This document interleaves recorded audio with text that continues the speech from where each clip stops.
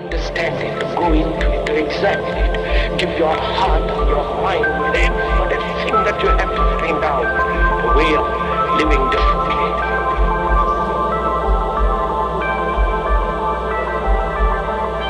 But that depends on you and not somebody else. Because in this there is no teacher, no pupil, there is no leader, there is no guru. There's no master, no savior. You yourself are the teacher and the pupil. You are the master, you are the guru, you are the leader. You are everything. And to understand is to transform what is.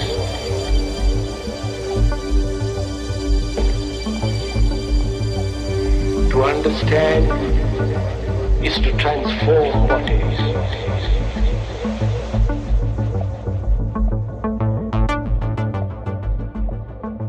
A ver. Aquí tenéis a Adrián García. Gracias, Marco. Gracias. Bueno, antes que nada, agradeceros que estéis hoy aquí, ¿vale? Porque me gusta decirlo siempre, pero es cierto. Yo podría estar hablando aquí solo en el escenario y realmente estaría presentando el asunto, pero no valdría para nada si hoy no estuvieseis aquí, porque realmente este momento lo construimos entre todos, o sea, no es algo que construye alguien desde el escenario. Y de eso va un poco el Cognos hoy. Estamos hablando de energías libres, estamos hablando de física, estamos hablando de matemáticas, pero en realidad de lo que estamos hablando es de la convergencia de lo que somos. Yo creo que Eva ha hecho una introducción magnífica a través del arte holocinético y nos ha llevado a un punto en el que yo creo que estamos viviendo, estamos empezando a respirar. No nos damos cuenta porque a lo mejor nos agobia la crisis, nos está agobiando el estrés, nos está agobiando todo lo que sucede a nuestro alrededor, pero nos estamos perdiendo lo mejor, y es que está empezando a brotar algo nuevo. Y de ese algo nuevo formamos parte todos. Y los que estáis aquí, especialmente, porque tenéis inquietud porque ese algo nuevo llegue. Y bueno, la presentación que he preparado para hoy, básicamente, voy a intentar, de forma muy sucinta, porque 2 horas no dan para mucho, acercaros un poquito a lo que son las claves matemáticas que explican un poquito el por qué estamos aquí, cómo funciona todo, por qué se mueven las cosas y realmente por qué todos somos uno. Le he titulado Claves de la creación, de Egipto a Jerusalén. ¿Y esto por qué? Pues porque, como sabéis, los egipcios, como otras antiguas civilizaciones, fueron herederos de unas tradiciones, de unas culturas, de unas tecnologías, de una ciencia desaparecida, pero que ha dejado sus rastros en el mundo.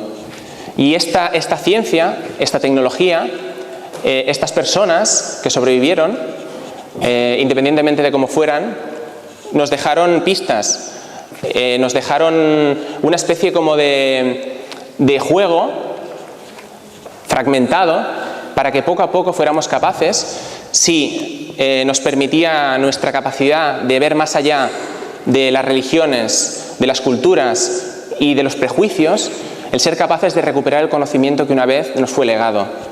Y creo que estamos en ese camino.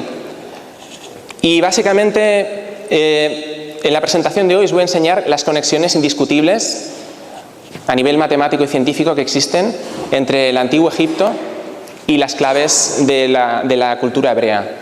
Así que vamos allá, sin más dilación. Y para empezar tenemos una cita de Nikola Tesla que me encanta y yo creo que guarda un poco el momento de hoy, que dice: si deseas comprender el universo, piensa en energía, frecuencia y vibración.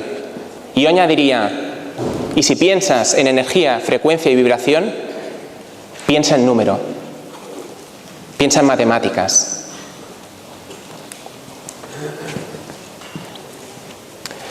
El universo es fractal.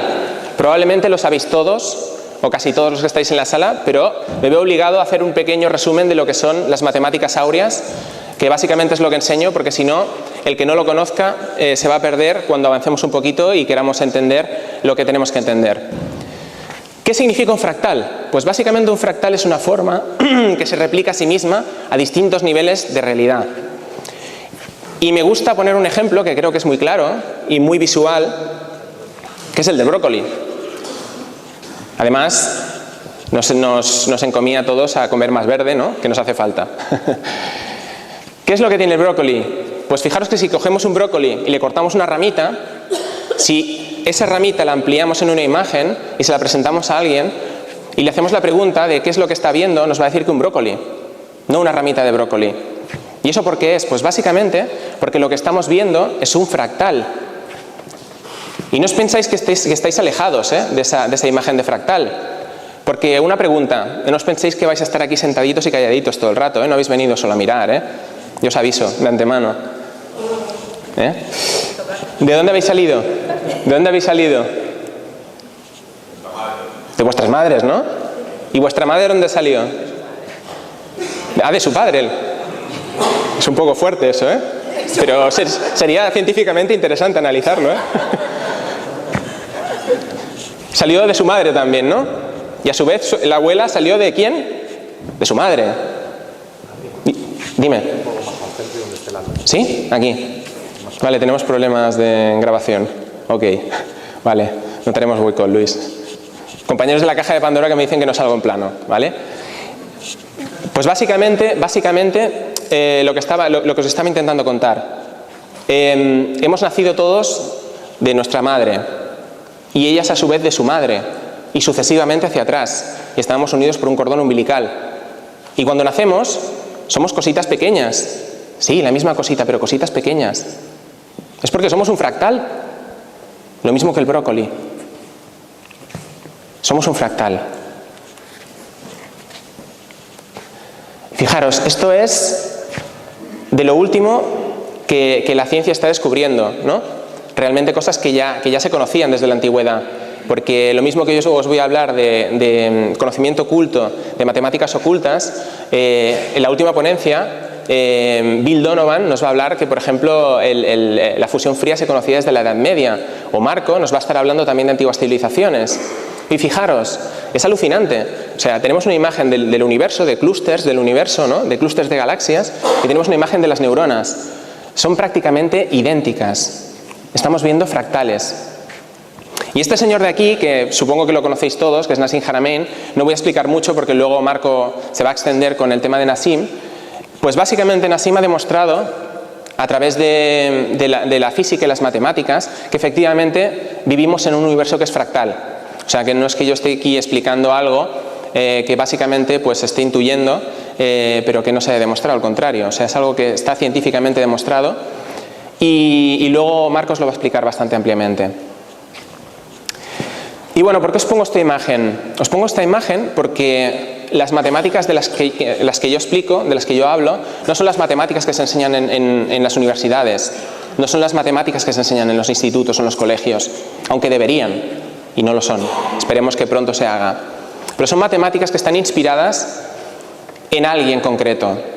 De hecho, están inspiradas en Pitágoras y en su visión de los números y del mundo. Pitágoras básicamente pensaba que el mundo se podía traducir en número y que toda expresión de lo físico puede ser reconocida a través de las matemáticas. De hecho, él acuñó el término de matemática. Y este señor, y no casualmente, estuvo aprendiendo de los maestros del hermetismo, de los sacerdotes egipcios, en la capital de Egipto en aquella época, en Memphis. Y una vez hubo aprendido con los maestros herméticos, estuvo también en Babilonia, en la antigua Babilonia, con los magos caldeos, una casta de gente, de científicos, que en aquella época eran astrónomos y astrólogos, ¿de acuerdo? En aquella época no estaba disociado. Precisamente hoy estamos hablando de reunificar las cosas. ¿Qué hemos estado haciendo en los últimos siglos? Separando el conocimiento. Y básicamente lo que debemos hacer ahora de nuevo es unirlo otra vez. Pues este señor estuvo también con los magos caldeos y su legado nos ayudará a abrir las puertas de lo que fue y de lo que será. La identidad de la unidad. ¿Por qué hablo de la identidad de la unidad? Pues veréis, porque uno puede estudiar la unidad desde un punto de vista filosófico, pero es que si uno la estudia desde un punto de vista matemático, se va a topar con lo evidente, con las semillitas, con las miguitas de pan que han ido quedando en el rastro de los tiempos. Si le tuviéramos que dar forma a la unidad, por definición, le daríamos la forma circular. ¿Por qué? Porque el círculo ayuda a delimitar algo que está en expansión constante. Y por lo tanto el círculo, la circunferencia, no os olvidéis de que siempre estamos referenciándonos a las 3 dimensiones, o sea que aunque veáis aquí un círculo, en realidad estaríamos viendo una esfera, luego hablaremos de las esferas, nos están remitiendo a ese todo contenido en algo. Siempre tiene que haber un umbral que contenga el todo, ese 1. ¿Y cuál es el número que puede definir mejor la circunferencia o la esfera? 0 han dicho por ahí. 0 también, pi también. En este caso, pi, ¿vale? Pero 0 también sería una buena definición. El número pi. Y ese número, el número pi, un número que probablemente todos conozcáis del colegio y hayáis llegado a odiar probablemente, porque nos han hecho aborrecer en general las matemáticas en el colegio, es un número que nos ayuda a definir esa propia circunferencia. ¿Por qué? Porque nace de una relación que explica cómo es la circunferencia, que es la longitud de la circunferencia dividida por su diámetro, o 2 veces su radio. ¿Por qué os pongo esto ahora? Os pongo esto ahora porque os voy a hablar de raíces cuadradas y no quiero que nadie se bloquee. No quiero que comprendáis lo que es una raíz cuadrada a nivel matemático, no quiero que la sepáis operar. Me importa un rábano que sepáis hacer una raíz cuadrada. Lo que quiero que sepáis es lo que significa una raíz cuadrada. ¿De acuerdo? Realmente cuando nosotros estamos hablando de una raíz cuadrada es porque estamos pensando en un área. Entonces, cuando hablamos de la raíz cuadrada, lo que queremos calcular, básicamente, es la longitud del lado de ese número de esa área que tenemos. Eso es una raíz cuadrada, nada más. Así que cuando yo hable de raíces cuadradas, acordaros de esta longitud que ha salido del cuadradito. Tan sencillo como eso. Pensad en forma, no penséis en número.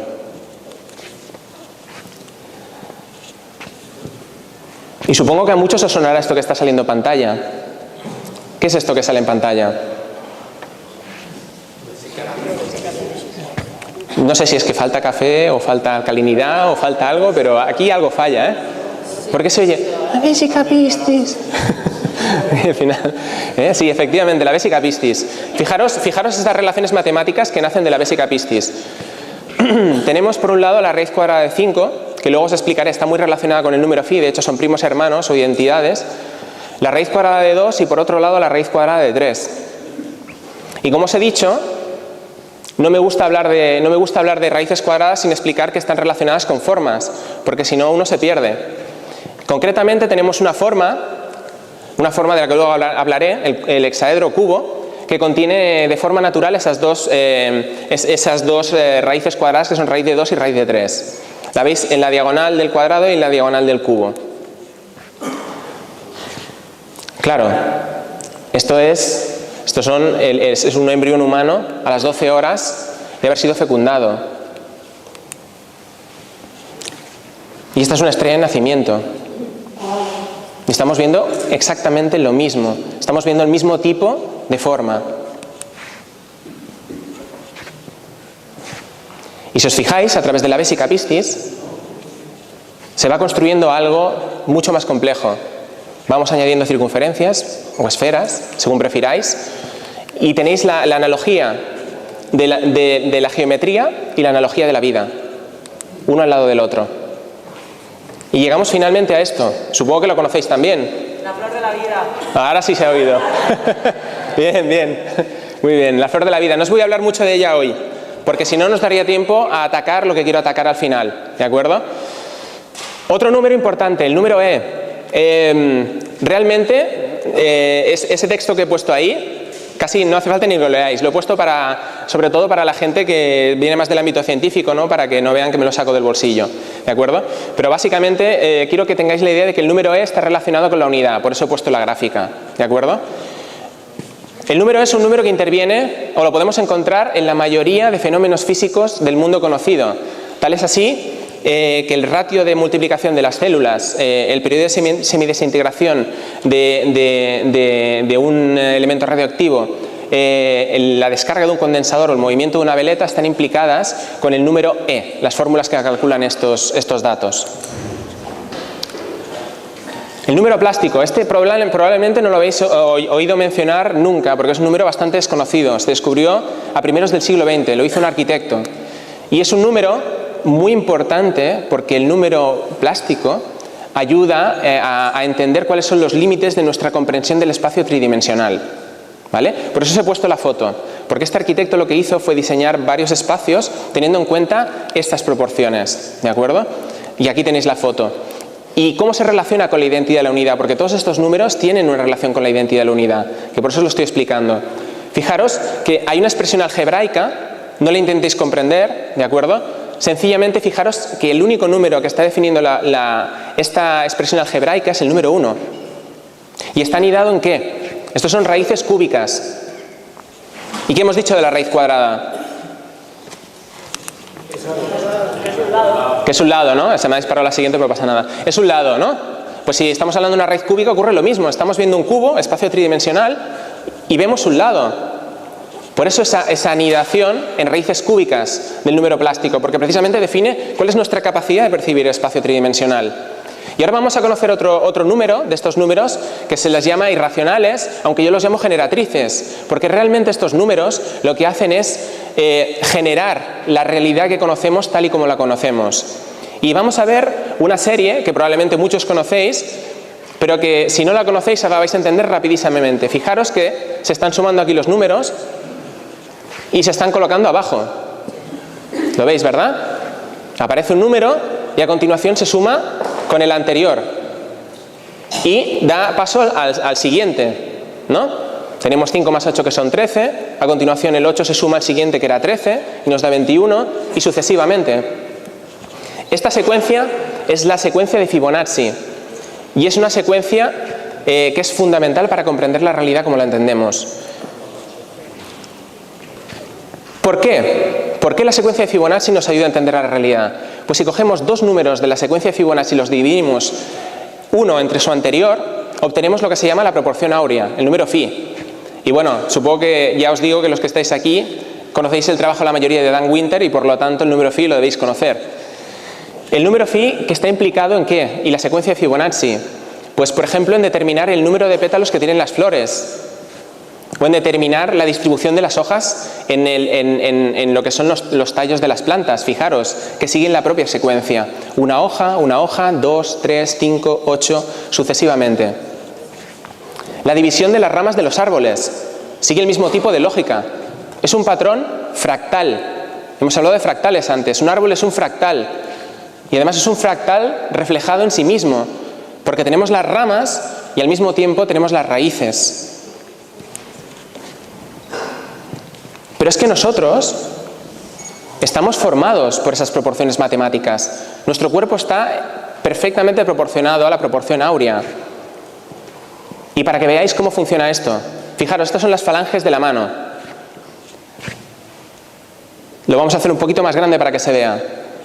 Cogemos la distancia y la longitud de estas falanges y fijaros. Si cogemos, olvidaros de las letras, mirad los colores. Si cogemos la falange de color azul, es la suma exacta de la de color verde más la de color amarillo. Y si dividimos estas entre sí, obtenemos la proporción áurea.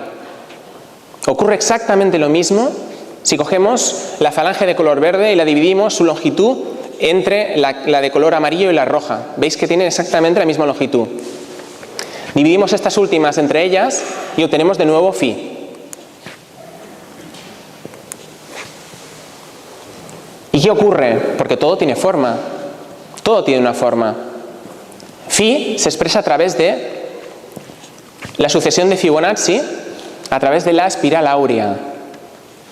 Fijaros que se está construyendo los cuadraditos y vamos haciendo esta forma, se unen las diagonales a través de una curva y nos aparece esta bonita espiral que todos probablemente hemos visto en la naturaleza, en la arquitectura, etc. Vamos a ver algunos ejemplos. Y os voy a hacer una pregunta que parece baladí, pero que es extremadamente importante para lo que vamos a hablar hoy. Os voy a preguntar si esta chica que veis en pantalla os parece bella. ¿Sí o no? Los que digáis que sí, levantad la mano, por favor. ¿Y los que no? Mayoría abrumadora. Bueno, no os voy a preguntar el por qué, porque ya estáis viendo las espirales áureas, ¿verdad? Las estáis viendo clarísimamente. Pero hay una verdad más profunda detrás de este reconocimiento. La pregunta es ¿por qué nos podemos poner de acuerdo en este caso? ¿Por qué somos capaces de llegar a un acuerdo, a una sala de desconocidos que nos acabamos de encontrar un día aquí, en Cognos, y somos capaces todos de coincidir en que esa chica es bella? ¿Por qué? Sugestión del presentador podría ser. Pero yo no creo que tenga tanta capacidad de momento. ¿Alguna idea más? La proporción, sí, la proporción, muy bien, ok, está en proporción áurea, estamos de acuerdo. Pero esa no es la verdad, la verdad que se oculta detrás del asunto. El meollo de la cuestión... La armonía y la coherencia también. Pero ¿cómo somos capaces de reconocer esa armonía de la coherencia? El inconsciente colectivo. Porque realmente conocemos esas matemáticas.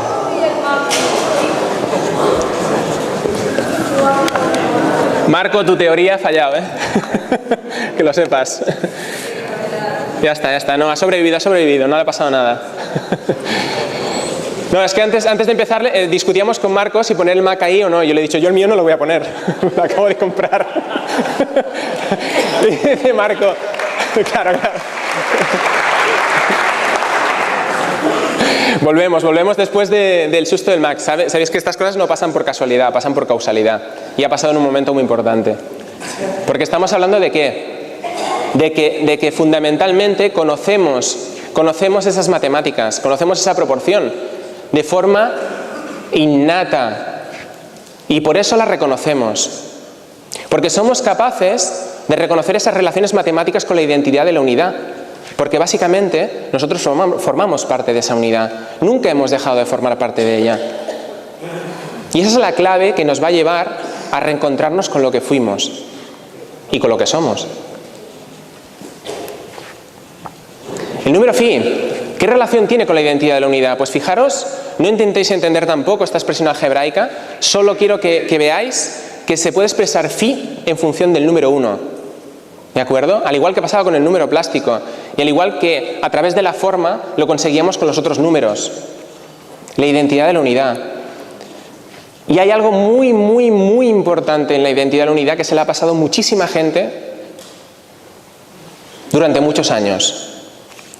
La autosimilitud de la unidad es el motor de creación de la realidad. Matemáticamente, ¿cómo podemos expresar esta autosimilitud de la unidad? Si multiplicamos 1 por 1 nos devuelve 1. Si dividimos 1 por 1 nos devuelve 1.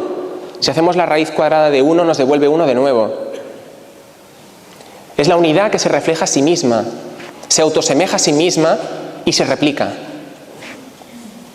Y esas unidades que se replican son las que conforman la realidad. Y como no podía ser menos, los números que habéis estado viendo antes poseen este tipo de propiedades de autosimilitud. Y las poseen porque forman parte de la expresión de la unidad, de la expresión matemática de la unidad.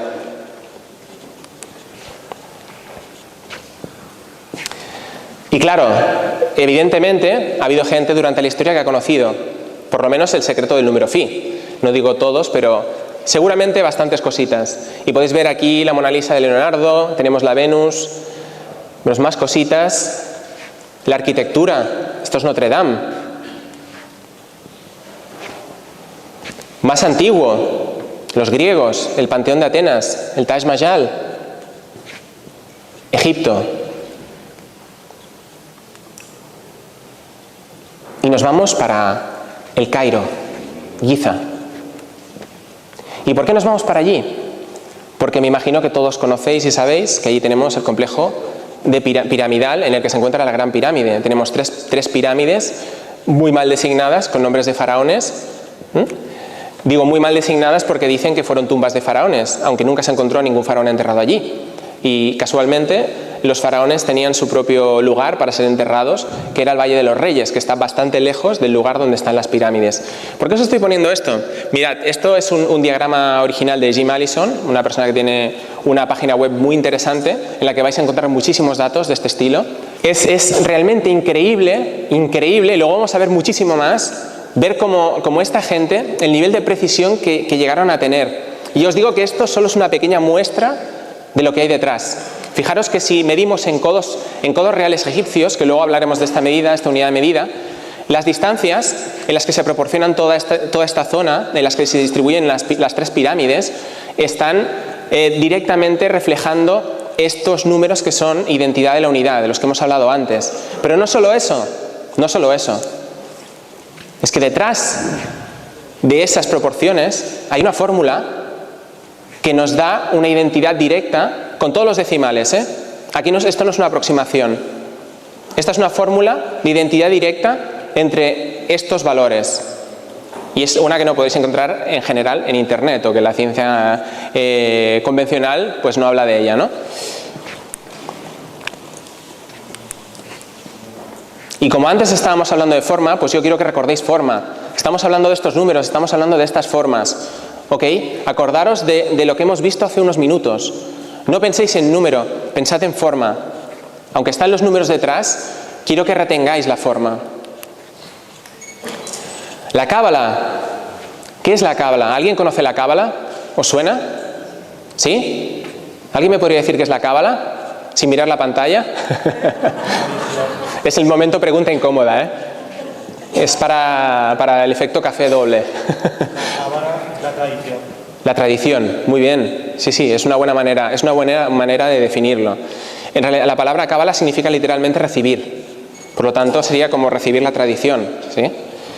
Buscando la iluminación. Para los cabalistas, que son unas personas que estudian de forma muy profunda el conocimiento antiguo a través de los textos hebreos, el lenguaje es creador y la Torá contiene todos los textos, todas las combinaciones que pueden darse para crear otros mundos y otras realidades. Y hoy vamos a ver cómo eso es cierto y literal. Y mirad, ¿por qué me interesa en la cábala? Porque claro, yo de verdad que mi investigación no me llevaba para nada a la cábala, pero de repente un día tuve curiosidad y me topé con un valor que es el valor de Gematría, que es una de las ramas de estudio de la cábala, que es la que otorga números a las letras hebreas, y ya os digo que es algo que se lleva practicando desde siempre. El mismo Pitágoras decía que las palabras, las letras, eran números y se podían traducir como tales. Pues bien, mirando la gematría del valor de la palabra cábala, de repente me topé con este número, el 137, entonces me chocó muchísimo. ¿Por qué? Porque yo el 137 lo estaba encontrando en otros lugares muy importantes. ¿Dónde más lo encontré? Pues resulta que hay una constante que básicamente está definiendo las interacciones a nivel electromagnético, a nivel universal, entre fotones y electrones, que la constante de la estructura fina, que es 137 elevado a menos 1. Olvidaros del menos 1, imaginad 1 partido por 137, ¿vale? Para no hacerlo complicado. Es decir, el inverso de 137. Y además tenemos el ángulo áureo, de la proporción áurea de la que estábamos hablando, que es 137,5 grados. Y me pregunté, ¿puede ser casualidad? Pero como no creo en las casualidades, continué investigando. Y os voy a poner otros ejemplos de lo que vi, que otra muchísima gente ha visto antes que yo, porque eso lleva mucho tiempo dando vueltas. Esta es una definición de uno de los nombres de Dios, que es Shaddai, y fijaros qué pasa cuando sumamos el valor de Shaddai. Hay un pasaje de los escritos hebreos que dice, de Shaddai, que dice: yo soy quien dijo a mi mundo y al cielo, suficiente, dai, para que detuviesen su expansión. Y fijaros cuál es el valor de la gematría de Shaddai. Lo empezáis a ver, ¿verdad? Estamos viendo todo el rato lo mismo. Si nos vamos a la Sefer Yetzirah, que es uno de los libros sagrados para los estudiosos hebreos, encontramos que nos hace una definición de cómo las letras madre, que son unas 3 letras principales del alfabeto hebreo, que son Aleph, Mem y Shin, cómo crearon el mundo a través del fuego, la tierra y el agua. Fijaros en los números de nuevo. Si uno ordena las letras tal cual está expresado en la Sefer Yetzirah y le otorga, en vez de los valores que tiene, lo que yo llamo el valor reducido, que es llegar al valor que tiene el número sumando todas sus cifras hasta que llegamos a un valor de 1 a 9, las veces que sea necesario, yo esto le llamo el valor de identidad original o el valor de reducción. Luego veremos cómo se hace, veremos algún ejemplo. Volvemos a obtener ese 314, que como ya sabéis nos remite de nuevo al número pi. Y dice más cosas el Sefer Yetzirah. Según el Sefer Yetzirah, estas 3 letras están selladas con 6 anillos. Lo vais viendo, ¿verdad? Es que nos está explicando exactamente lo mismo que veíamos antes. Materializando la realidad. Os voy a explicar otra cosita muy rápidamente porque si no nos va a dar tiempo, pero creo que es importante que establezcamos una relación entre forma y número, entre la secuencia de Fibonacci y las formas básicas que conforman la realidad, los sólidos platónicos. ¿Habíais oído hablar de ellos alguna vez? ¿Sí? ¿No? ¿Alguien no? ¿Alguien no? Unos cuantos. Los sólidos platónicos son bien conocidos, no solo desde la antigua Grecia, sino que los chinos los conocieron bastante antes. Y básicamente son las formas que conforman la realidad detrás de todo lo que vemos. Si nos fijamos en esto que acaba de salir ahora mismo, tenemos por un lado ese tetraedro, esa forma triangular que es como piramidal, pero que todos son triángulos equiláteros. Y vemos que hay una C y 4 H's, esto significa carbono y oxígeno. Y básicamente es la fórmula y el diagrama de lo que es la molécula del metano. Y es que nuestro cuerpo humano está formado básicamente por cadenas orgánicas que respetan esta forma, estas formas tetraédricas, entre otras, las hay más. Pero esto es para que veáis un ejemplo. Y lo que hay al lado es un tetraedro que conforman los silicatos. Básicamente, todo lo que conocemos como minerales, la tierra que tocamos del suelo, etcétera, son silicatos. Fijaros que siguen el mismo tipo de lógica constructiva. Esto que veis aquí son otros ejemplos. Por un lado tenemos un diamante en bruto. Se parece mucho a la forma del octaedro, por no decir que es prácticamente idéntica. Una fluorita y tenemos un cubo, un hexaedro. Y ahí tenemos un cuasicristal, eso tan pequeñito que se suponía que no existía y la ciencia decía que los cuasicristales eran teóricos solo. Pues básicamente en el último año y medio se ha demostrado que sí que existen. Y fijaros qué forma tiene un cuasicristal, un dodecaedro. Perfecto.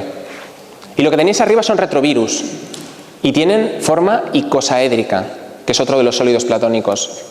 ¿Por qué os explico todo esto? Os lo explico porque hay una relación muy importante, y esto viene de la visión desde la que yo trabajo, que es la visión pitagórica. Hoy no me voy a poder extender demasiado de dónde procede todo esto, porque todo esto tiene una explicación mucho más profunda. Lo que ocurre es que no nos daría tiempo luego a llegar donde queremos llegar.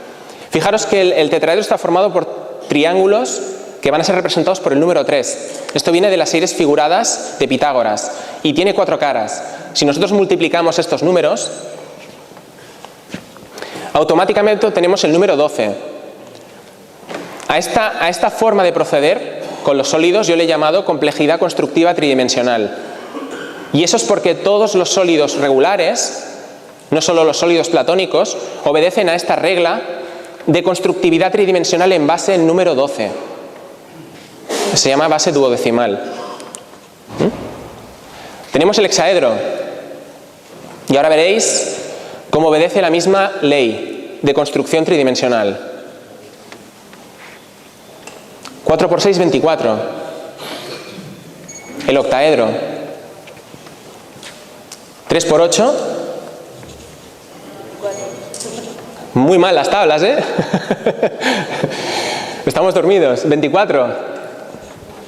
¿Estáis viendo alguna regularidad entre el hexaedro y el octaedro?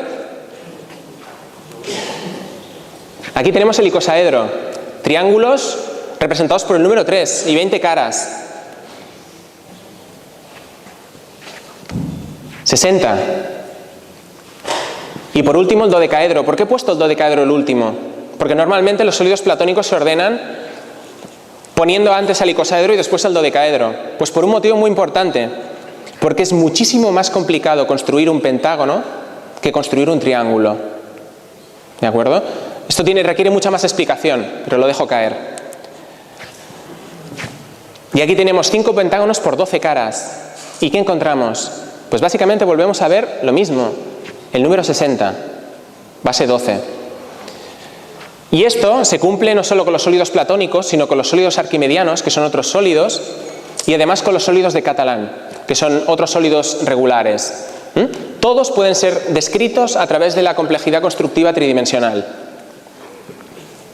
Además están duados estos sólidos. ¿Esto qué quiere decir? Quiere decir que unos encajan con otros. Fijaros que tenemos al cubo, al hexaedro, encajando con el octaedro. Vértices con caras, con centro de caras.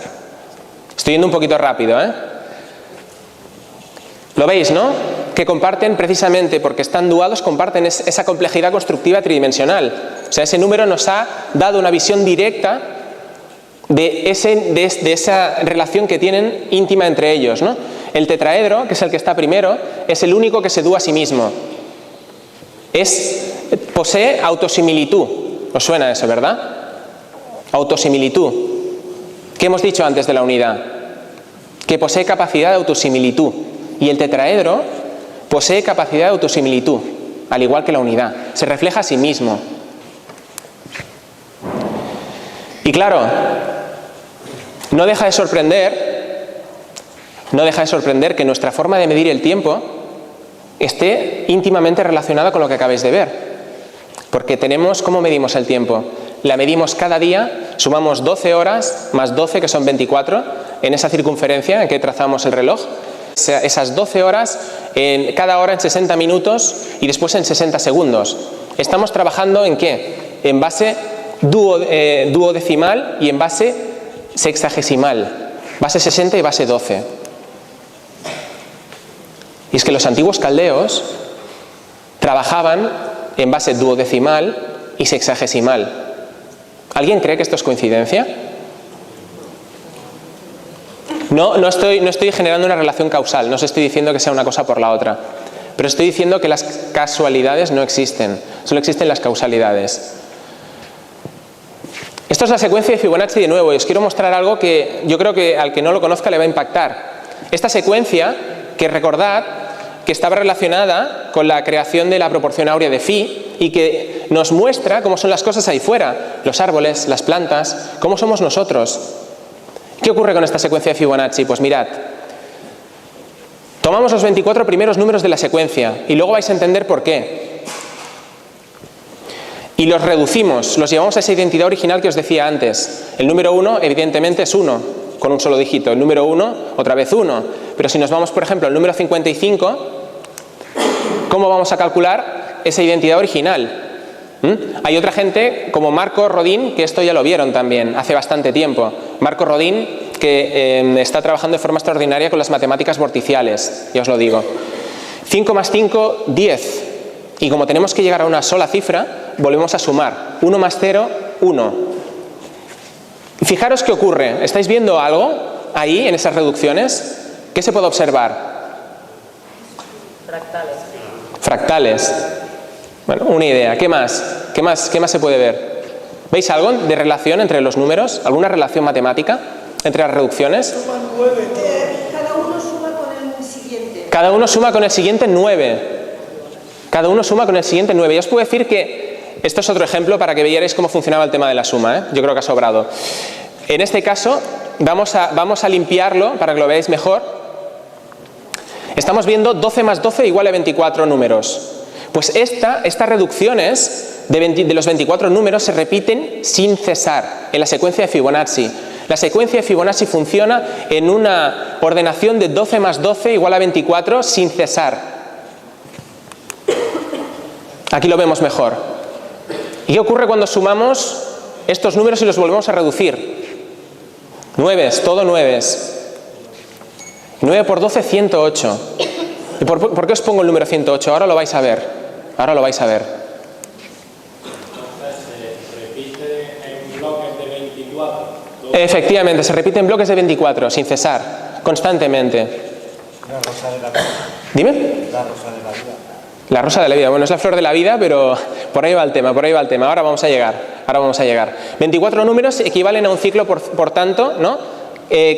Sumando las reducciones, que fijaros que estaban encajadas, es igual a 108. ¿Por qué os explico todo esto? Tranquilos que ahora vamos a llegar. Os pongo lo que sería el equivalente a distintos ciclos. Un ciclo 108, 2 ciclos 216, 4 ciclos 432, 8 ciclos 864, etc. ¿Alguien le suena estos números? Bueno, os puedo decir que el segundo, 216, es igual a 6 por 6 por 6. Ese sí que os suena, ¿no? 6, 6, 6, ¿verdad? Está un poco estigmatizado, ¿eh?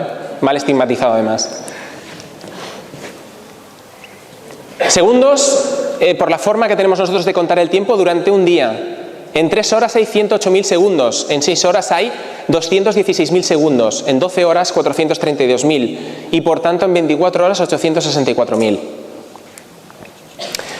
Os tengo que decir que he capado un poco la presentación primera que tenía, porque eso que habíais visto ahora continuaba explicando cómo los mayas, como los Vedas y como otras civilizaciones cuentan el tiempo utilizando el mismo tipo de base sexagesimal y el mismo tipo de lógica. Lo que ocurre que he hecho unos descubrimientos en la última semana y media que yo creo que es fundamental que explique hoy y por lo tanto he tenido que cortar un poco la presentación en un punto y alargarla en otro. Ahora vais a ver, no obstante, cómo se puede aplicar lo que os acabo de enseñar. Vamos a ver un concepto nuevo, que también es un concepto que he acuñado yo mismo, que se llama la raíz fractal. Primero le quería llamar ecofractal, pero ¿sabéis qué pasaba? Que cuando decía ecofractal la gente pensaba en ecológico. Y claro, no era el tema, ¿no? Porque yo precisamente hablaba del eco como de esa reverberación de sonido, ¿no? De esa reverberación armónica. Entonces le cambié el nombre. ¿Qué es la raíz fractal de un número? Pues básicamente la raíz fractal de un número son las cifras que van componiendo ese número. Podríamos decir que la raíz fractal de phi es 16, pero también la raíz fractal de phi es 161 y podríamos continuar sucesivamente. ¿Y cómo lo podemos utilizar esto? Pues básicamente los números compuestos por la raíz fractal de phi nos dan relaciones con distintos fenómenos que se producen a nivel físico.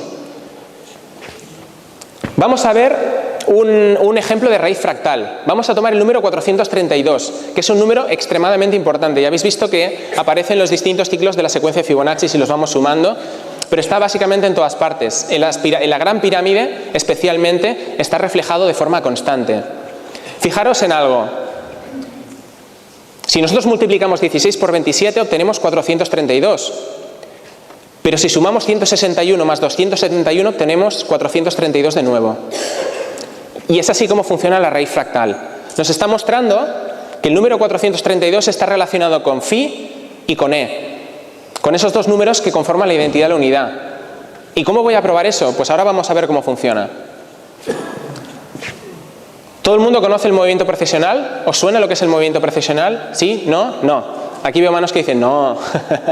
Pues mira, sabed que la Tierra, aparte del movimiento de traslación y de rotación, tiene distintos movimientos que son mucho más duraderos y que tardan muchísimos más años en producirse. El movimiento de precesión es un movimiento como de peonza, que varía el ángulo de inclinación de la Tierra y su forma de mirar a distintas constelaciones del cielo. Aparte está funcionando con otros movimientos como el movimiento de nutación, lo que pasa que no lo vamos a explicar hoy porque sería demasiado. Así que básicamente el ciclo precesiונal nos está mostrando hacia qué constelación miramos. ¿No? Lo que estamos hablando, lo de la era de Piscis, la era de Acuario, cuando la gente habla del cambio de eras, está hablando de este movimiento precesiונal de la Tierra, de este balanceo. El movimiento precesiונal de la Tierra dura 25.920 años. Si lo dividimos entre las 12 constelaciones, obtenemos 2.160 años. ¿Os suena de algo el número? ¿Sí? ¿No? ¿Sí? ¿De qué os suena? El E, no, porque, bueno, pero buen intento. El E empieza por 2,71, no es E. Cuando hemos hablado de la secuencia de Fibonacci habéis visto el 108, si lo multiplicamos por 2, Obtenemos 216. 216.000. Y yo vi esto y dije, leches, pues yo sé que la secuencia de Fibonacci funciona con esta relación matemática. ¿Habrá algo que conecte la secuencia de Fibonacci con el movimiento precesional? Y entonces dije, pero tengo un instrumento, la raíz fractal. Voy a dividir el movimiento precesional, la duración total, por la raíz fractal de phi. En este caso lo dividí por 16 y obtuve 1620 años. Esto es una aproximación bastante cercana al número phi. No sé si veis que empieza por 1618. 162 prácticamente es como decir 1618. Pero bueno, por si fuera poco, el cuadrado de 161, que es otra de las raíces fractales de phi, es igual a 25.921 años. Es decir, el número de años que dura el movimiento precesional más 1. Y claro, la pregunta es, muy bien, aquí he visto que la raíz fractal es aplicada, pero ¿realmente esto me está indicando que la secuencia de Fibonacci está relacionada con el movimiento precesional? Y entonces fue cuando dije, vamos a realizar el proceso inverso. Y me fui a la secuencia de Fibonacci. Y esta vez, en vez de sumar las reducciones, las eliminamos. Lo que sumé fueron los números, siguiendo ese patrón de 12 más 12. Y en el momento en que hice la suma, fijaros qué número apareció. Lo estáis viendo, ¿verdad? 2.592, que es justamente la duración del ciclo precesional dividida por 10. En la sexta posición de la suma de los números, ¿vale? O sea, aparece en donde hemos sumado el sexto más el 12º número. ¿Ok? Fijaros otra vez la lógica sexagesimal duodecimal detrás de la realidad. Estamos viendo lo mismo, ese mismo tipo de matemáticas. Y he puesto una figura geométrica que podría representar lo que acabamos de hacer. El tetraedro, ¿verdad? Porque lo hemos representado con una complejidad constructiva tridimensional de 12. 12 más 12 números de la secuencia de Fibonacci. Y nos ha dado el número de años del ciclo precesional dividido por 10. ¿De acuerdo? Hemos establecido una relación, por tanto. Y entonces, estudiando la cábala, me di cuenta de algo muy interesante. En el estudio de la cábala se dividen las horas entre 1080 partes. Este es un dato que se ha recibido por tradición. He citado aquí de donde lo saqué, que es de un libro que me regalaron además de forma casual, llegó a mis manos, de una persona que se lo compró y me dijo, mira, a lo mejor tú lo puedes utilizar porque es que yo no entiendo ni papa. Dice, igual tú con el tema de las matemáticas, como veo que vas estudiando cosas respecto a tradiciones antiguas y tal, le sacas algo. Pues a esa persona le tengo que estar eternamente agradecido, porque si no me llega a regalar ese libro, hoy no estaríamos viendo lo que vamos a ver. Tenemos esta clave del tiempo, fijaros, si multiplicamos 1080 fracciones de hora por 24 horas que tiene el día, obtenemos 25.920. Estamos en el mismo tipo de lógica constructiva. Y fijaros en algo muy importante. Relación espacio-tiempo. Estamos hablando de construcciones tridimensionales, estamos hablando de medida del tiempo. ¿Y esto por qué os lo digo? Porque al final vamos a llegar a unas conclusiones muy importantes desencriptando las antiguas escrituras. Nos llegaron mensajes muy importantes para comprender cómo funciona la realidad. Phi y pi. Amigos y residentes. ¿Y por qué digo esto? Porque si uno estudia un poco de matemáticas, no es de las que enseñan en el colegio, sino de las que estamos viendo hoy, y empieza a jugar con estos números y los aplica en forma tridimensional, se topa con relaciones matemáticas. Aquí os pongo un hexaedro, un cubo de lado phi. ¿Qué ocurre? Que si yo quiero saber el área del cuadrado, ya sabéis que lo que tengo que hacer es multiplicar la longitud del lado. Hago phi por phi es igual a phi al cuadrado. Si yo quiero saber cuál es el área completa de ese cubo, de ese hexaedro, lo que voy a hacer es multiplicar esa área por 6. Y no sé si alguien reconoce el número que ha aparecido. ¿A alguien le suena? No suena, ¿verdad? Tranquilos que ahora vais a entender perfectamente dónde sale este número. Básicamente es pi partido por 2 multiplicado por 10. estamos viendo cómo estos dos números se relacionan de forma perfecta en una figura geométrica. Y es que hay una relación matemática que describe una igualdad prácticamente precisa hasta la milésima, que es que phi al cuadrado partido por 5 es igual a pi partido por 6. Y gracias a esta fórmula entendí lo que vamos a ver más adelante. Esta relación matemática no es baladí, porque nos ofrece un número, que es 0,5236, perdón. Y es tremendamente importante, ¿por qué? Porque la medida de construcción de la Gran Pirámide, o de las pirámides en general de Egipto, se basaron en el codo real egipcio. Y da la casualidad que la relación entre el metro y el codo real egipcio es de 0,5236. ¿Cómo puede ser? Apenas conocían el número pi, según dicen, ¿no? Nos dicen que el papiro de Rin, que es un papiro egipcio, nos legó una descripción del número pi de 22 partido por 7, que es una aproximación bastante justita, por decirlo de alguna manera. ¿Cómo puede ser que conocieran no solo el número pi, sino el número phi, sino esa relación que define realidad? Luego vamos a ver por qué. Y esto es para que entendáis un hecho fundamental, y es que los egipcios conocían perfectamente el metro. El metro no es una medida actual, el metro no es una medida que se ha inventado ahora. El metro es una medida extremadamente antigua, de antes de los egipcios. Este es el piramidión de la pirámide roja de Meidún, de Sneferu, que está en Dashur. Y el primero que veis a la izquierda es el piramidión original tal como era. Ese piramidión medía exactamente 1 metro de altura, exacto, y sus bases medían 1,57 metros. Si lo multiplicamos, si lo sumamos, 1,57 más 1,57, ¿qué nos da? 3,14 pi.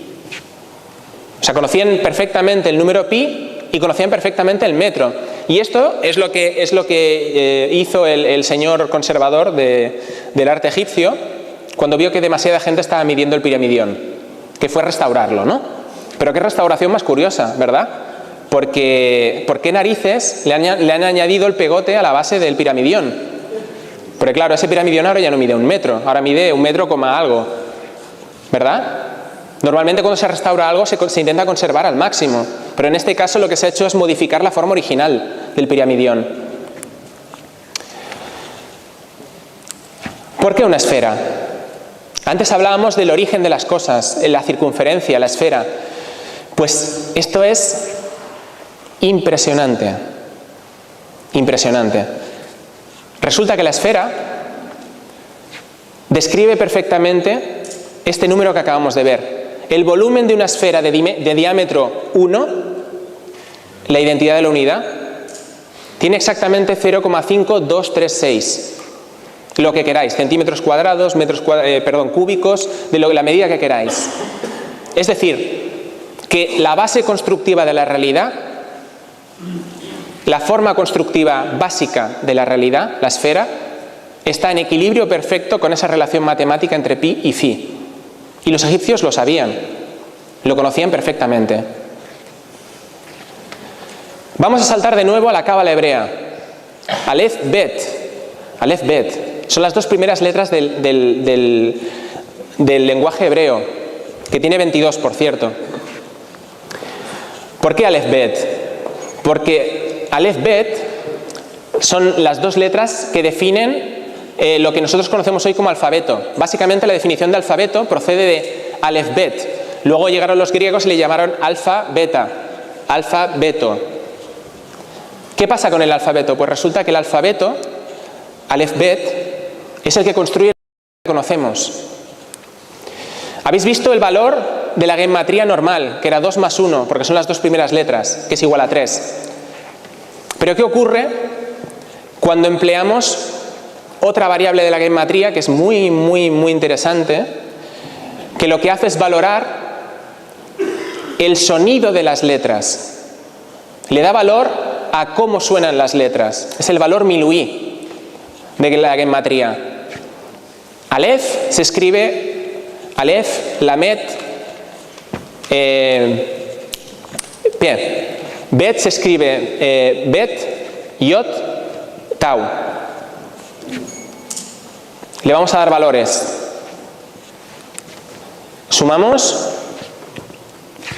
y tenemos 111 y 412. Y ahora vamos a sumar Aleph Bet. ¿Os suena de algo? Le podéis poner un 0 delante si queréis, y lo entenderéis mejor. 523.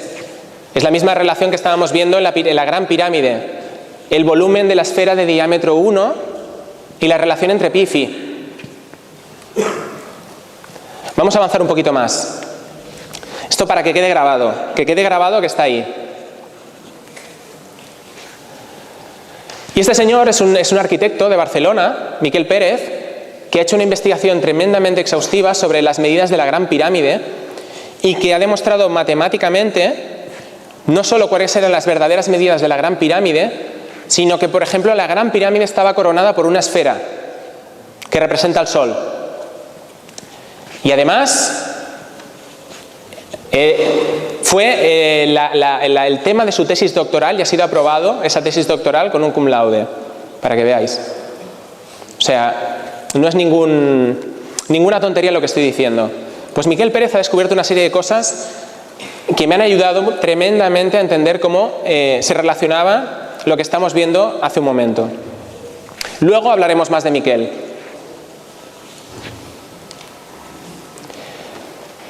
La Gran Pirámide es la única pirámide que tiene zócalo.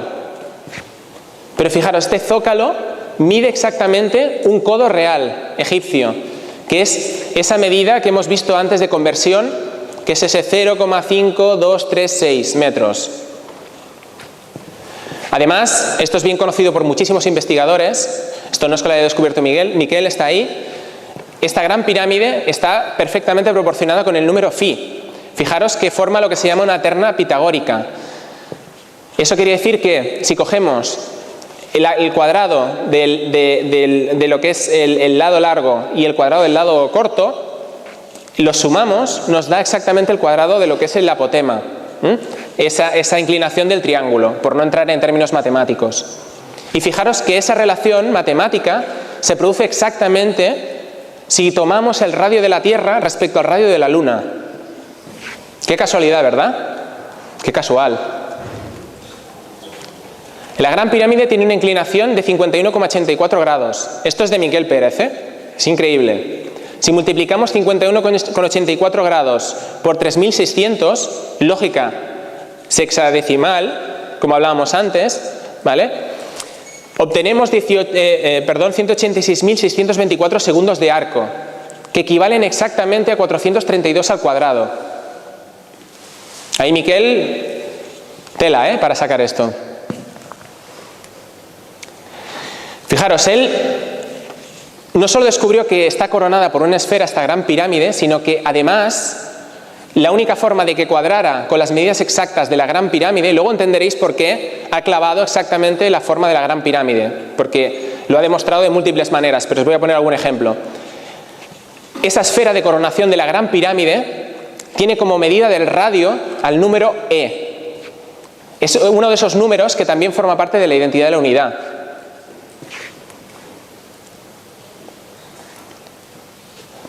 Según la reconstrucción informática que ha hecho Miquel, con la esfera y calculando exactamente las medidas de la Gran Pirámide, el área de la Gran Pirámide era exactamente de 314.159,2 codos reales, es decir, el número phi con 6 decimales. Exacto. Y nos están diciendo, o nos cuentan, que los egipcios conocían a pi de forma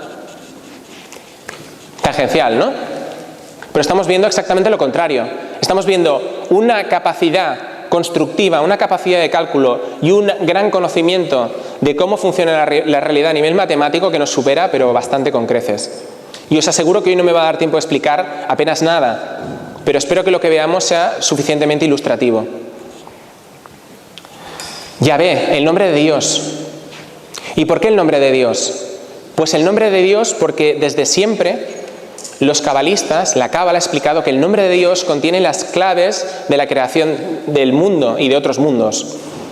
Que en el nombre de Yahvé está oculto el misterio de todo lo que existe.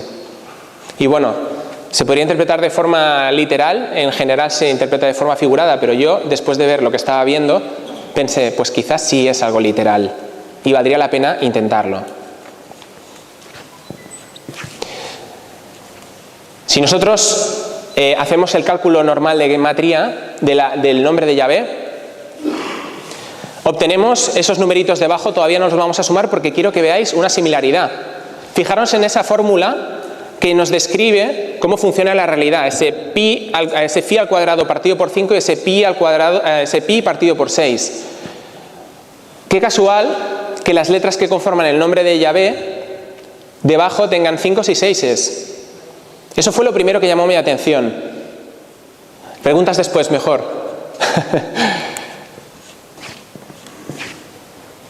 Y suma 26. Otra casualidad. No me he podido resistir a poneros esto. Los pares de bases que construyen lo que conocemos como el ADN. Más que nada porque están formados por geometrías pentagonales y hexagonales. 5 y 6. ¿Lo vais viendo? ¿Qué ocurre? Que Yahvé era un Elohim. O sea, normalmente se lo nombra como Dios, el nombre de Dios, pero en realidad formaba parte de lo que se conoce como Elohim, que en el Antiguo Testamento se describe como los ángeles de Dios. Lo que pasa es que Yahvé era el primero de los ángeles de Dios, el de rango superior, y por eso normalmente se le llama Dios. Luego entenderemos por qué se le llama de esta manera y por qué hay algo superior a Yahvé.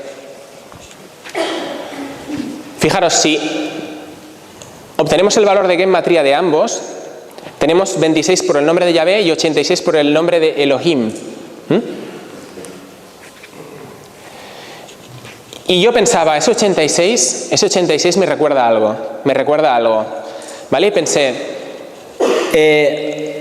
¿por qué se entestarían tanto en medir el tiempo de forma distinta? Y además, en la forma de medir el tiempo, dicen que la importancia que tiene es para que recordemos que cada uno de esos instantes es sagrado, es divino.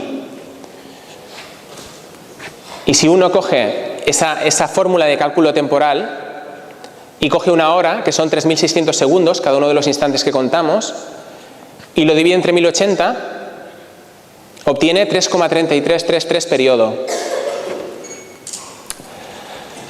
Os voy a enseñar otra cosita antes de seguir, porque creo que es importante.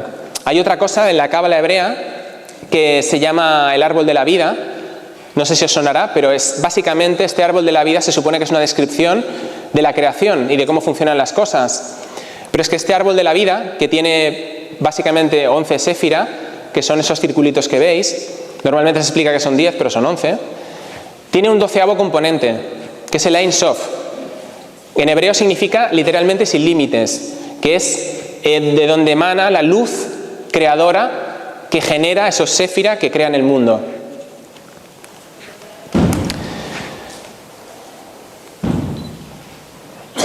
Claro, yo cuando vi que el valor de gematría directo de Ein Sof me daba exactamente una igualdad con una fórmula matemática de uno de los números de la creación, que es la raíz cuadrada de 3, que es básicamente la relación que estaba justo en medio de esa vesica piscis que habéis visto antes, me pareció tremendamente fuerte y ya fue demasiado. Esto para recordaros lo que os acabo de decir, el tema de la vésica. Y entonces pensé, lo de la raíz de 3, ese 86 de Elohim, ¿qué pasaría si multiplico ese 26 del nombre de Yahvé por ese 3,333 que hemos obtenido en esa clave del tiempo? Y automáticamente me apareció la mitad hasta el tercer decimal de la raíz de 3. Os puedo decir que encontré muchas más relaciones en la gematría, pero quiero enseñaros cosas mucho más avanzadas que descubrí después. Me di cuenta de que si trabajaba con ese factor de conversión, en la Gran Pirámide me empezaban a aparecer los números de forma replicada lo que hemos visto antes, esas relaciones matemáticas. Automáticamente me aparecía el comienzo del número plástico. Fijaros que esa es la medida de un lado de la gran pirámide en codos reales. Al dividirlo nos obtenemos 132, que es el comienzo del número plástico. Si dividimos la altura nos da 84, que es la división de phi entre el número e partido por 2. Al sumar esos dos números que hemos obtenido con la conversión, nos da 216. ¿Os suena, verdad? ¿Os suena el 216 del ciclo procesional, de la secuencia de Fibonacci? Si sumamos la altura más la longitud de los cuatro lados, obtenemos una aproximación del inverso del número phi.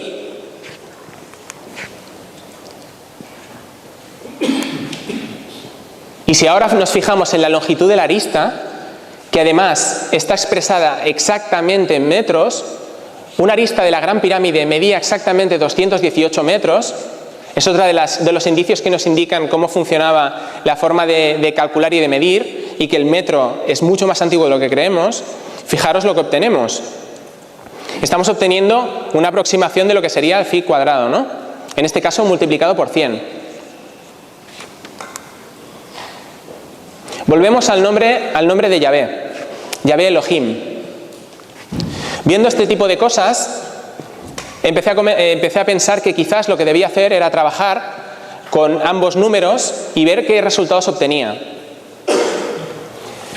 Y antes hemos descubierto que uno de los números de la identidad de la unidad, esa raíz cuadrada de 5, que empieza con 2,236, es un equivalente al número phi. Fijaros que tiene una fórmula de equivalencia, ¿de acuerdo? ¿Y qué ocurre si cogemos estos dos números y los multiplicamos?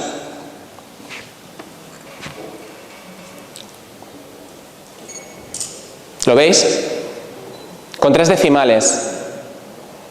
Raíz cuadrada de 5. Pero es que el nombre de Yahvé también se puede expresar en valor miluí. El nombre de Yahvé en valor de gematría normal es 26. Si lo expresamos en valor miluí es 45. Y el nombre de Elohim ocurre exactamente lo mismo. Podemos expresarlo con dos números, con 86 y con 291. ¿Qué ocurre cuando multiplicamos 45 por 291? ¿Qué obtenemos? Phi al cuadrado partido por 2 hasta el tercer decimal.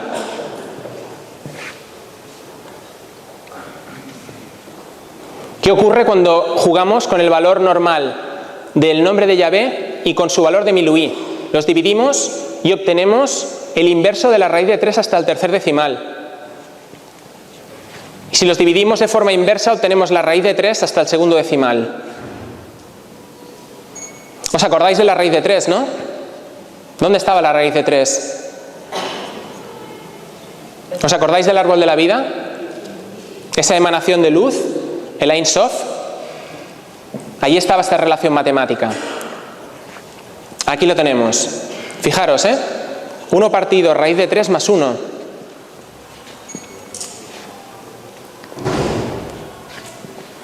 Continuamos. Aquí vemos distintas combinaciones. Os voy a decir una cosa. Veis que cuando estamos dividiendo, normalmente nos da menos precisión en los decimales. Y esto es por un motivo. Y es porque realmente cuando queremos conseguir un número generatriz, uno de estos números irracionales, no se pueden expresar con fracciones de números enteros. Se tienen que expresar con funciones algebraicas distintas. Imaginaros lo complejo que puede llegar a ser codificar a través de 4 números, solo 4, todas las relaciones matemáticas que estamos viendo. ¿Cómo es posible conseguir que 4 números enteros nos reflejen todas estas relaciones matemáticas? Hay mucho trabajo de combinatoria ahí detrás, muchísimo, muchísimo. Casi os diría que cálculo computacional, como el que tenemos hoy en día. Continuamos.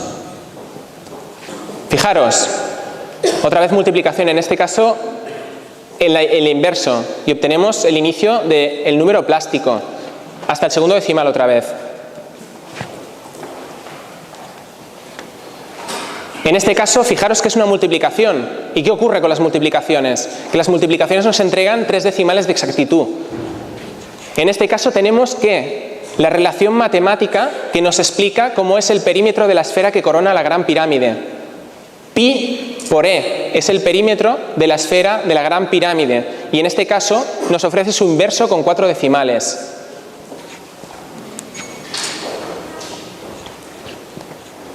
¿Os acordáis del 137, verdad? La constante de la estructura fina. Ese ángulo áureo. Pues si hacemos la raíz cuadrada de 137, estamos obteniendo ese mismo número. ¿Lo veis? Hasta el segundo decimal. Esto es fundamental. Yo no me había dado cuenta de esta relación matemática hasta que no me topé con esto en el nombre de Yahvé. Es decir, estamos viendo la relación de coronación de la esfera de la Gran Pirámide a nivel perimetral que relaciona pi con e, y al mismo tiempo estamos viendo una relación directa con la constante de la estructura fina. ¿Entendéis las implicaciones que esto tiene? Básicamente os puedo decir, ahora vais a ver otra relación respecto a este número, que sale de la secuencia de Fibonacci. Si nosotros cogemos las reducciones que hemos visto antes, de los 12 más 12 primeros números de la secuencia, y esta vez, en vez de reducirlos de nuevo, los sumamos directamente, obtenemos 52 más 61. Y cuando los sumamos, 117. Os puedo decir que he encontrado relaciones matemáticas de este tipo hasta la saciedad, porque se pueden coger los números en triples, no solo en dobles, 1 más 1, o dividirlos. Se pueden hacer, por ejemplo, 1 más 1 más 1. Se puede multiplicar otro más otro más otro. Se pueden coger las letras del valor Milú y el valor de la gematría normal y multiplicarlas, y entonces relacionar sus valores cruzados. Y siempre estamos obteniendo relaciones matemáticas distintas, que nos describen la identidad de la unidad. Y no solo eso, que nos están describiendo geometrías relacionadas con la identidad de la unidad.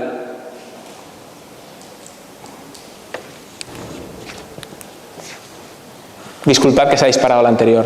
Vamos a avanzar un poquito. Pero claro, esto tiene más utilidades. Ahora las vamos a ver.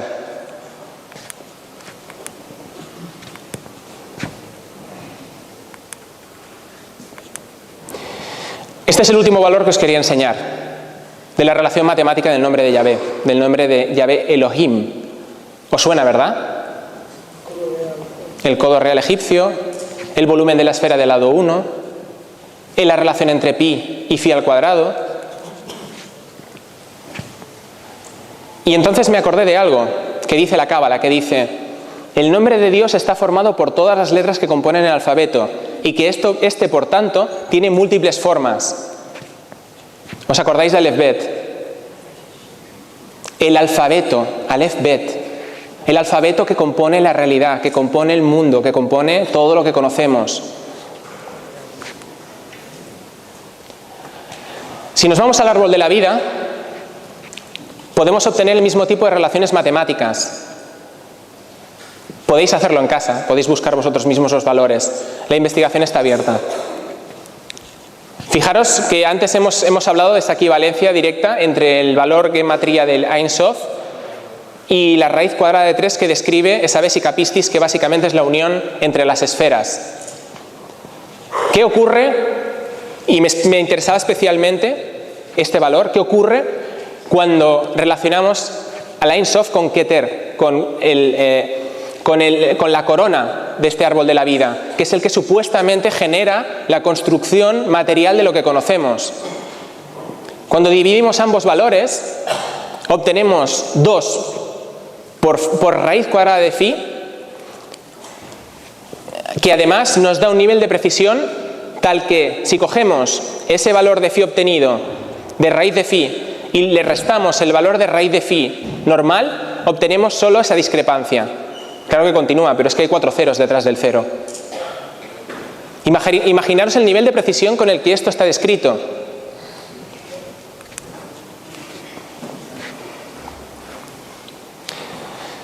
Pero esto ya me acabó de dejar descolocado completamente, porque sabéis que en el calendario hebreo funciona de forma distinta al nuestro. Estamos en el año 5773 del calendario hebreo. Y es algo que me dejó sin aliento, totalmente. Porque si uno coge la raíz cuadrada de 3 y hace el inverso, nos devuelve el año en el que estamos en el calendario hebreo con 4 decimales. Y claro, yo no creo en las casualidades, creo en las causalidades. ¿De qué forma alguien sabía que en un momento de la historia se iba a descubrir esto y que además se iba a hacer en el año hebreo y que relacionaba precisamente la forma matemática que nos expresa cómo funciona la realidad, ¿no? La raíz cuadrada de 3. La dejo en el aire la pregunta, pero eso está ahí.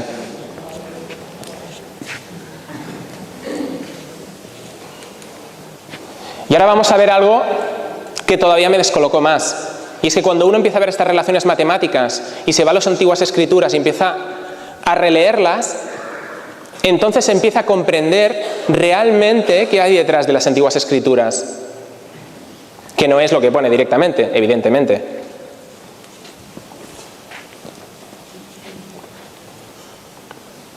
Nos vamos al libro del Génesis. ¿De dónde venimos? ¿Quiénes somos? ¿Hacia dónde vamos? Libro del Génesis 5:23, para que quede claro. El total de los días de Enoc fue de 365 años. Enoc era línea directa de sangre de Adán. La séptima generación, el número 7, séptima generación de la línea directa de Adán. ¿A alguien le suena el número 7? El número 7 es uno de los números más importantes para los cabalistas hebreos y los cabalistas a nivel mundial. El número 7. Séptima generación después de Adán.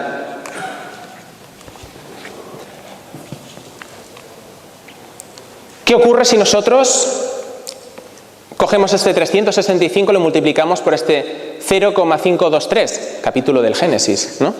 Lo hemos dividido por 1000, no importa, lo podríamos hacer directamente y nos daría lo mismo.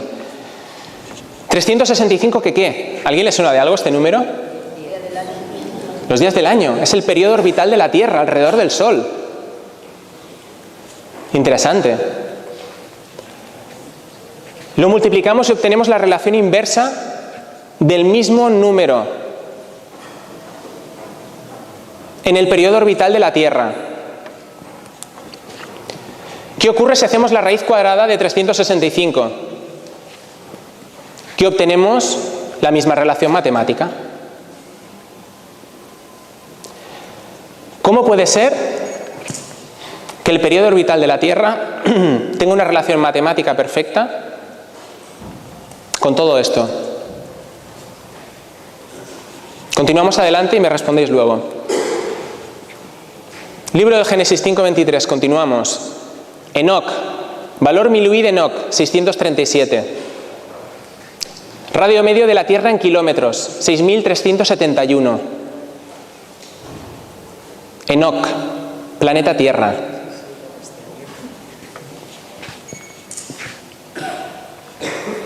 Pero hay más. ¿Qué pasa cuando dividimos ese 637 por esa clave matemática que hemos encontrado antes del tiempo? Otra vez lo mismo. Libro del Génesis 5:23. Enoc.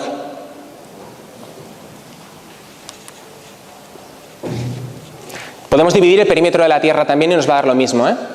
Perdón, el perímetro no, el radio medio de la Tierra. ¿Qué ocurre cuando dividimos el perímetro de la Tierra y queremos calcular un grado de ese arco de circunferencia de la Tierra? Entre 360 lo dividimos, evidentemente, porque hay 360 grados en la circunferencia, que obtenemos 111,195 kilómetros.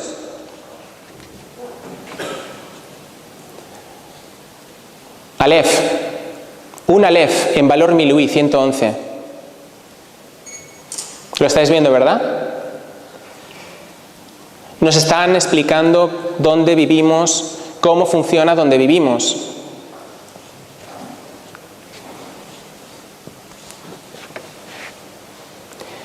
Esto es un cálculo de Miquel Pérez, pero me ayudó extraordinariamente a entender algo más, que esto era recíproco, y ahora vais a entender por qué.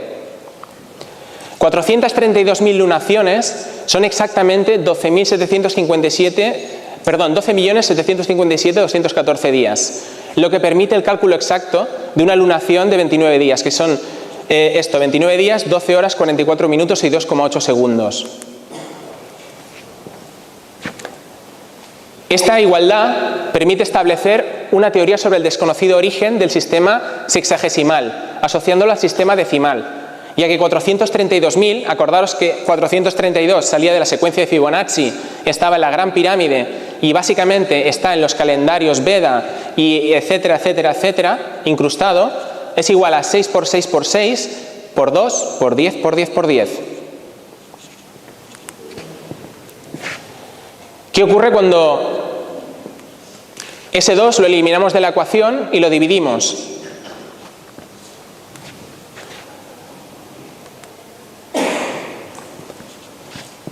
Pues que obtenemos el radio ecuatorial de la Tierra en kilómetros. 6.378, exacto. Pero hay más. No sé si habéis visto que ese número sigue, aparte de ese 6.378. ¿Y os suena al libro del Génesis estos números? ¿Os suena a algo? Enoc, Elohim. ¿Por qué Enoc, Elohim? Porque veréis, en el libro de Enoc está escrito que Enoc no murió, que después de 365 años, Enoc se fue con Dios y se transformó en el Elohim Metatrón. ¿Habéis oído hablar del cubo de Metatrón? El cubo de Metatrón es una forma geométrica que está dentro de la flor de la vida, esa flor que hemos visto antes, que básicamente es la anidación de todos los sólidos platónicos que hemos visto al principio, de todas las formas que conforman la realidad.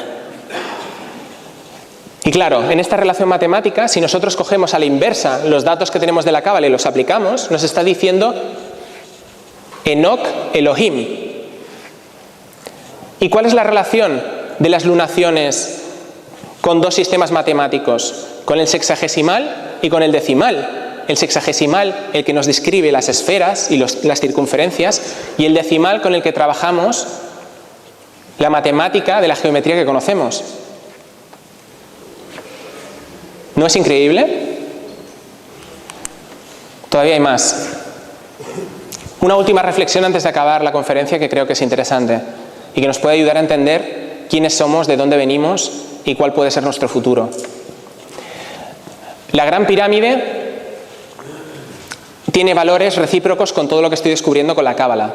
Son valores que se cruzan, son interpretaciones que se pueden realizar de forma causal casi. Los canales de la Gran Pirámide están mirando distintas constelaciones, pero hay una que me interesa especialmente, la constelación de Sirio. El canal que mira la constelación de Sirio está inclinado 26 grados y está mirando a la constelación de Sirio, un sistema binario, según la NASA, según la tribu de los Dogon en África, un sistema trinario. Creo más en los Dogon que en la NASA, os lo tengo que decir. Y ese sistema estelar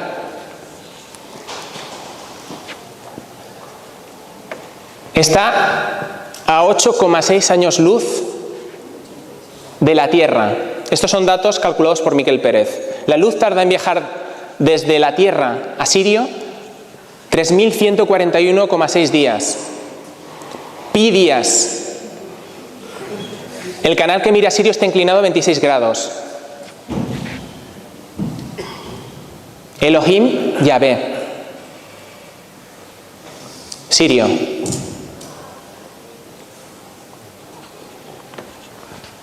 Y hasta aquí llega mi conferencia. Espero que esto os haga pensar. Gracias.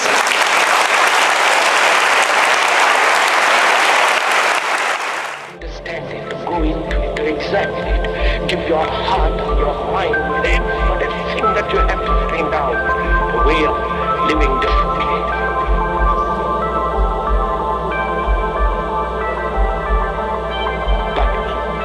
depends on you and not somebody else. Because in this there is no teacher, no pupil, there's no leader, there's no guru, there's no master, no savior. You yourself are the teacher and the pupil, you are the master, you are the guru, you are the leader, you are everything. And to understand is to transform what is.